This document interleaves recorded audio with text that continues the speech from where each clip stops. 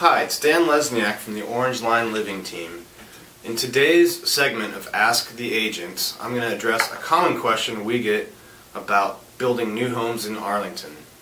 Here at Optime Realty, which is home to the Orange Line Living Team and the Carrie Scholl team, we sell more new construction homes in Arlington than anyone else.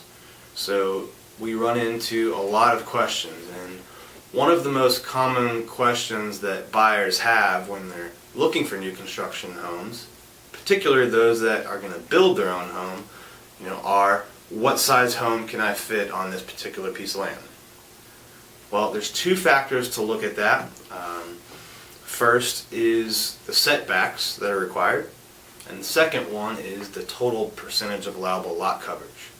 So to answer that question, first we're going to focus on part one, on the setbacks, and then in our next series on this topic we'll focus on the lot coverage percentages. To help answer the question on the setbacks, we have a guide up on the screen from Arlington County on the building setbacks. We're also going to make this available to download on our website, so you'll be able to click it, download the whole PDF, and it's very useful. So, we're starting off here with residential interior lot setbacks. So these are, your more common interior lots. As you can see, you have to have 25 feet in the front and 25 feet in the back. The side setbacks are generally 8 feet on one side, 10 on other.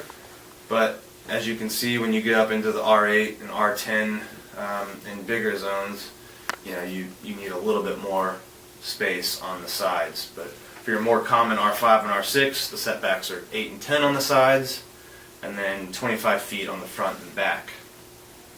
Now, if you are looking at a lot that happens to be on a corner, well, now you have to have 25 feet in the front and 25 feet from the other front. So you basically have two front yard setbacks from the streets, and then 8 feet on the interior side and 10 feet on the back of the house.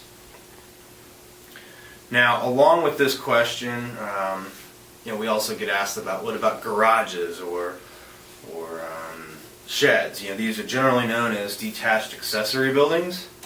So if you're talking about a 1 or 1.5 story detached building, now 1.5 story is a garage that has a dormered loft typically. So for those, they have to be 8 feet from the main house, and on interior lots they have to be 1 foot from all property lines. On a corner lot, they still have to be 8 feet from the main house. They have to be 1 foot from the non-street side, 25 feet from the street side, and 10 feet from the back. So as you can see, that's a lot more restrictive.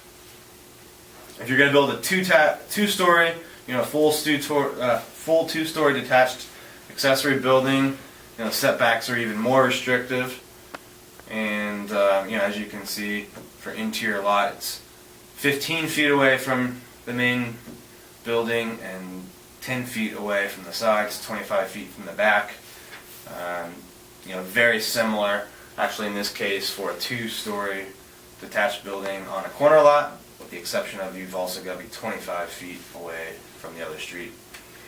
There's also, we're not going to go over all this today, but if you're interested, you can download this and check it out yourself, or call us or email us. But there's also more information here on what encroachments you're allowed to have in the setbacks, such as decks, stairs, air conditioning units. So there's different rules on that, which would be great. So be sure to download the guide or call or email us if you have any questions. And and be sure to tune in on our next topic for this question, which will be focused on lot coverage. So what percentage of the lot you can cover. So I hope I've answered your question in our Ask the Agent segment. And if you've got any other questions about real estate in Arlington or just in general, please feel free to submit your questions online or give us a call and ask us directly. We would love to help you with all your real estate questions.